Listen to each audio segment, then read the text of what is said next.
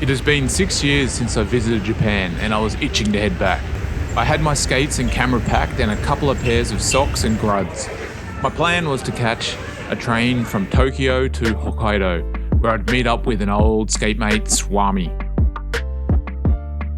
I was going to stop and visit another skate mate, Pete, on the way. This video is part 1 of a mini-series, and if you've enjoyed the video, why not subscribe and turn on notifications and you'll get notified when the new episodes drop. The first stop on my epic skate trip was Tokyo. I was meeting up with my Uncle Bob, because as they say in Australia, Bob's your uncle. I think every Australian has at least one Uncle Bob. I have 2, but that's a story for another day.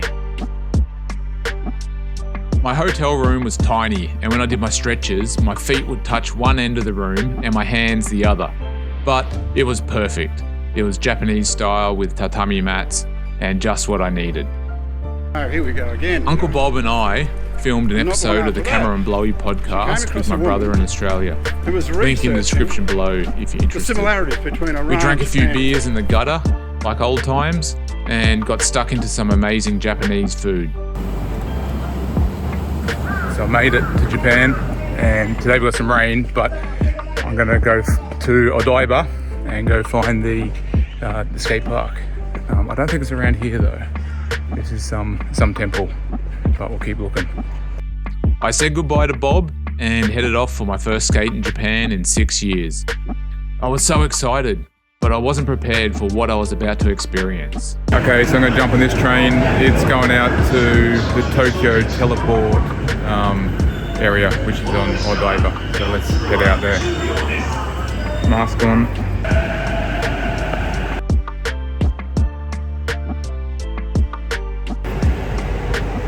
Made it. And it looks like it's sunny, so pretty happy about that.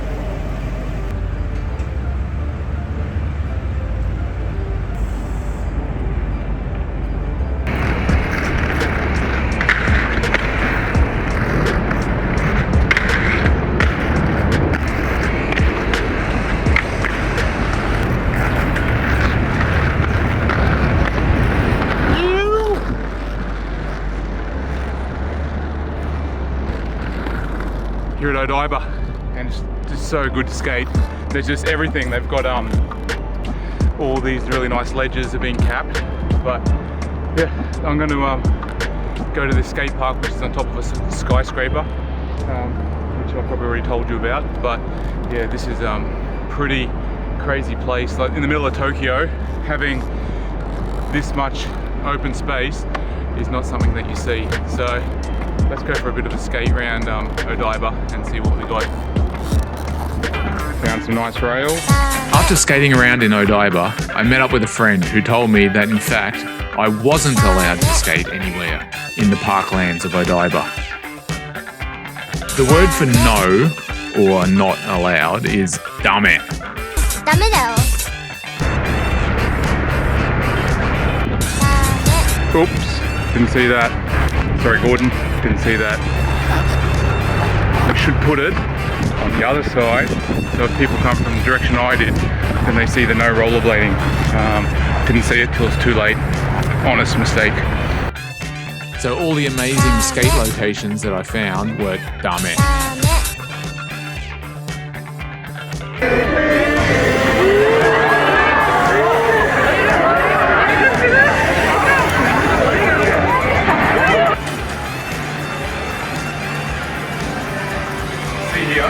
It's called a poo museum, Unko museum.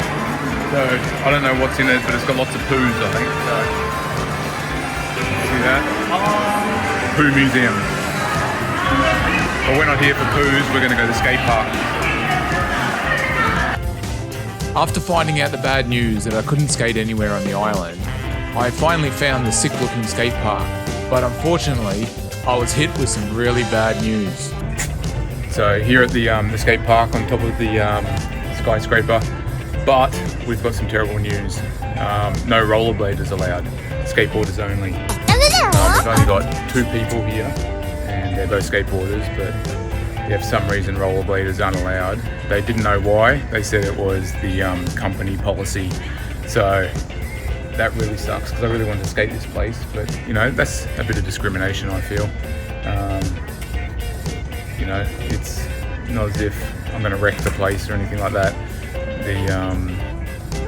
Yeah, it's a bit shocked to tell you the truth. I really want to skate this place. It looks really cool. But yeah, no go. So if you're in Tokyo, don't come here.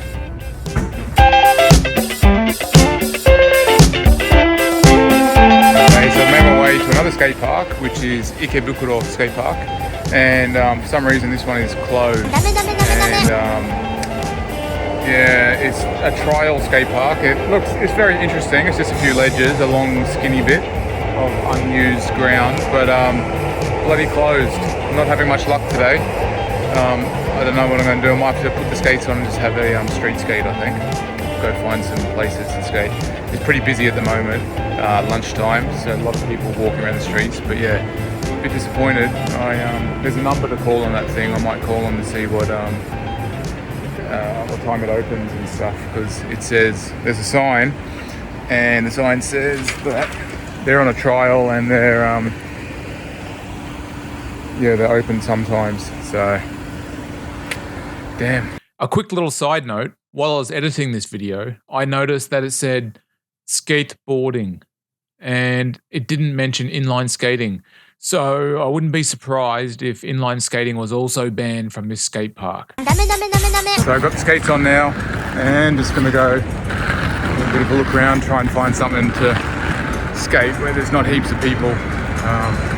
Should be able to find something, but how far I'll have to skate, who knows. Everything looks so sick here though, so skateable.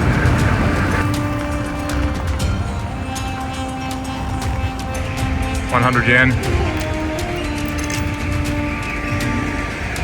All these here. Melon soda, bloody nectar, some coffees, all cold. This is ocha, it's good. I'll try that.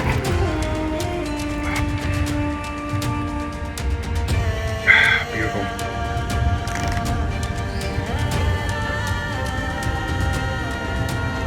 I found this sick little rail here, so I'm going to do this. This is probably what Japan's about, the street skating. You've got to find little spots, and this doesn't look too crowded, so it's hard to find a non-crowded place in Tokyo, but you just got to go out a little bit from the center and you can find some gold. So let's have a play around here. Bit of elusive wax on there, and we'll see how we go. Oh, it smells good.